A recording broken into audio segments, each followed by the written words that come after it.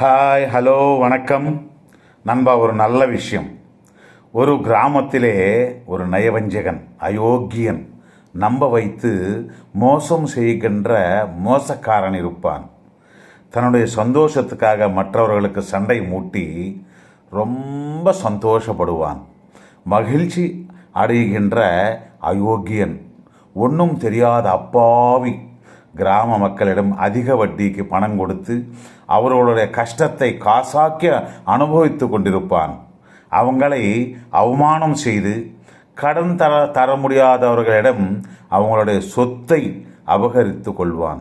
அந்த கிராமத்தில் எல்லோரும் இவன் எப்போ மாறுவான், இவன் செய்த பாவம் எப்படி தீரும் என்று திட்டுக்கொண்டே இருப்பார்கள்.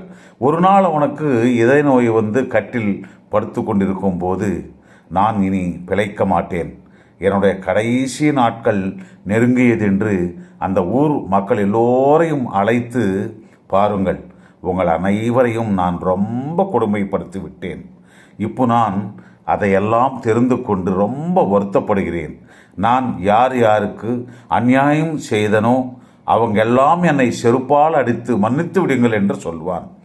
அப்போ அந்த கிராம மக்கள், இல்லை இல்லை, வேண்டாம் வேண்டாம், நடந்து முடிந்தது, இப்போ நீ திருந்து விட்டேன் என்று சொன்னதே போதும், நாங்கள் அந்த மாதிரி அடிக்க மாட்டோம், உன்னுடைய பாவம் உனக்கே வந்து சேர்ந்தது என்று சொன்னார்கள். ஆனால் அவன் ஒப்புக்கொள்ளவில்லை.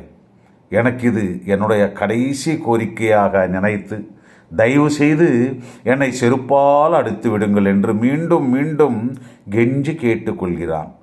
வேறே வழியின்றி விருப்பமில்லாமல் அவனுடைய கடைசி கோரிக்கையை தீர்ப்பதற்காக கிராம ஜனங்கள் அவங்க செருப்பால் அடிப்பதற்கு ஆரம்பிப்பார்கள்.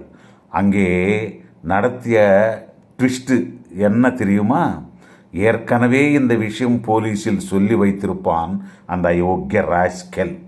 அதை போலவே சொன்னபடி போலீஸ் வந்தவுடனே, பார்த்தீங்களா சார், உடல் நலம் சரியில்லாதவனாக இருந்தாலும் கொஞ்சம் கூட இரக்கமில்லாமல் இவங்கெல்லாம் என்னை எப்படி செருப்பால சாகடிக்கிறார்கள் என்று கூறிவிடுகிறான். போலீஸ் நேரடியாக பார்த்ததால் அடித்தவர்களை எல்லோரையும் அரெஸ்ட் செய்து வேனில் ஏற்றுக்கொண்டு ஸ்டேஷனுக்கு கொண்டு போவார்கள். இதில் என்ன நீதி என்றால், நம்ம சமூகத்தில் இருக்கும் கெட்டவர்கள் சாகரத்துக்குள்ளே எப்பாவது மாறுவார்கள், நல்லது செய்வார்கள் என்பது எதிர்பார்ப்பதும் நம்புவதும் நம்முடைய மாபெரும் முட்டாள்தனம் என்று தானே. இது முற்றிலும் உண்மைதானே நண்பா.